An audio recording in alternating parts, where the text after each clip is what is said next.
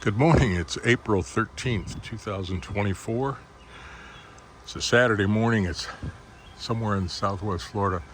Absolutely spectacular friggin' day. Perfect blue sky. Low humidity. Like 66 degrees. It's going to be that kind of day. That kind of day. This is why we live in Florida. When everybody else is cold and rainy and nasty, but it's an update on the Luffa. This thing is the most spectacular plant I have ever had. I mean, I've had a lot of spectacular plants, but look at the blooms on this thing. I planted this thing in April. No, not in April. In March. I don't know. You could look back. I've got a bunch of. But this thing's only about 2 months old. I grew it from seed. Look at the blooms on this thing. Look how high it is. That's 12, 14 feet high. It's already grown up and over. Oh, little banana. Bleeding heart. That's a bleeding heart plant. But look at this thing. My God. It's incredible. I'm using this little gizmo here to pull down the vines to keep them close so I can make sure that the Luffa plants, the Luffa fruit, which is, here's one of them. I've got a bunch of them now. So that they grow vertically. Here's a nice one. Look at the size of this guy. Holy mackerel. Wow, look at him. I'm going to have Luffa gourds. I'll tell you what. This could be an organic dildo tree. That's what I ought to call it. You think I'd get a bunch of views? I call it the organic dildo tree. Oh my God, it's so funny. They're all over the place. They're different sizes. I accidentally took one off yesterday, about this size, and they pop off pretty easily. You just turn them, and so Lee took a bite of it and said, yeah, it's okay. It's a little bitter. But you can eat these things. They're like zucchini squash at this stage. Well, they're not even that size. But this, for instance, look at this one. And this guy's the biggest one that I've got so far in here. Where is he? Yeah. I mean, that's a big one. Already.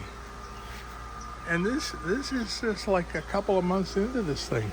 We've got the babies over here on this side that I grew from seed, and they're actually coming a little slower because I had to take off a couple of palm fronds off this palm tree because they were right in this area.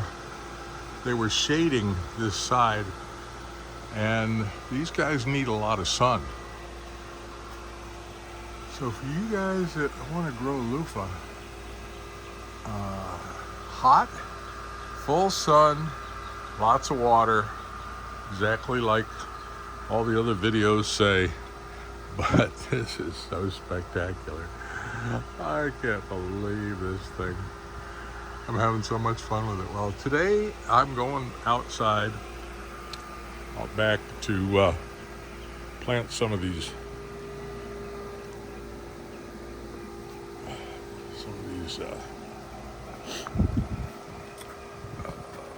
crowns of thorn, teas, corns, plants with. What did I say that? Well, a couple of eggs from the ducks this morning. I picked those up. One of the guys is molting and so he's not producing. I'm also going to move this huge bougainvillea. It's a big one. It's probably 6 feet tall. I'm going to move it over there to the other side of the into the edge of the preserve area. Start to dress that up a little more with some color. I've made that decision. I've got a bunch of boogies and bougainvillea cuttings that are screaming to be planted. The boogie cuttings. I mean, you look down here and you just see all this color. I got tons of color in here. Oh, here's one. I decided that this desert rose, instead of cutting it back, I had grown it upright. And instead of cutting it back, I decided to let it grow down, or let it sag under its own weight. And I'm starting to like this idea, because when I put it out in the sun, I had it kind of in the shade. When I put it out in the sun and took off the support wires, and it started to sag down, I thought, that's kind of a cool look. So instead of cutting it off, trimming it back to grow more heads, I just let it stay like that. And now I'm starting to like it, because now that it's been out in the sun for a week or two, the sides are starting to curl up. And I think what's going to happen is I think this is going to end up with a really cool look. The ends are going to start to curl up and go toward the sun. So, with no further ado, and here, this goes to show how often I fail. These are cuttings that did not make it. Not all of them make it. Not all of them take. Here's a bunch of them that are taking and blooming already. And here's a bunch that are taking and beginning to, but some of them don't work. And I end up like here. This one I don't think is going to make it. I just twist it out and pull it up, and I see that there's no. There's a couple little roots that are trying, but this one won't make it either. So wait a minute, there's something growing from the bottom of it. Yeah, okay, so I'll keep that for a while. I like the idea of survivors.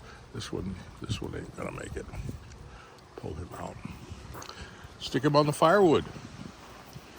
We're gonna have a nice fire here, because we still have cool enough nights. But oh my God. This is a cool variegated.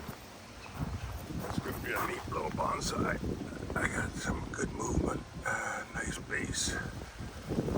Gotta work on that some. That's one of my favorites here.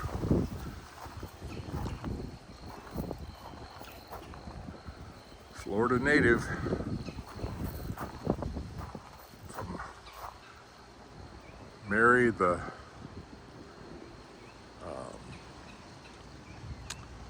queen of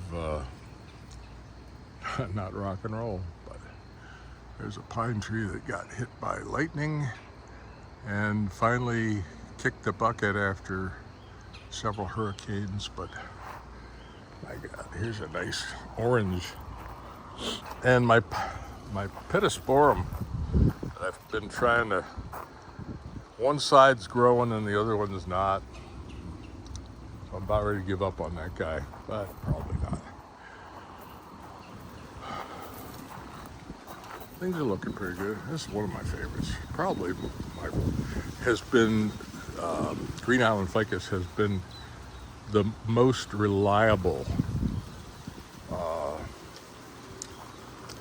bonsai that I've had in a while, a long time, maybe forever. And this, the color of this, purple red, gorgeous. So, now time to go over there and start digging holes and moving some stuff around. I've been sifting my own dirt again. Nice little ficus there. But the garden's gorgeous today. The sky's beautiful. We'll have eagles out today. You'll start to hear them. They like to ride the wind. It's a nice little 10-minute walk through the garden. Got a lot of stuff to do. Love doing this. Everybody's still asleep. The dogs are in bed with Sweetie. I'm loving this. This would be a good one to play at my funeral. Bye.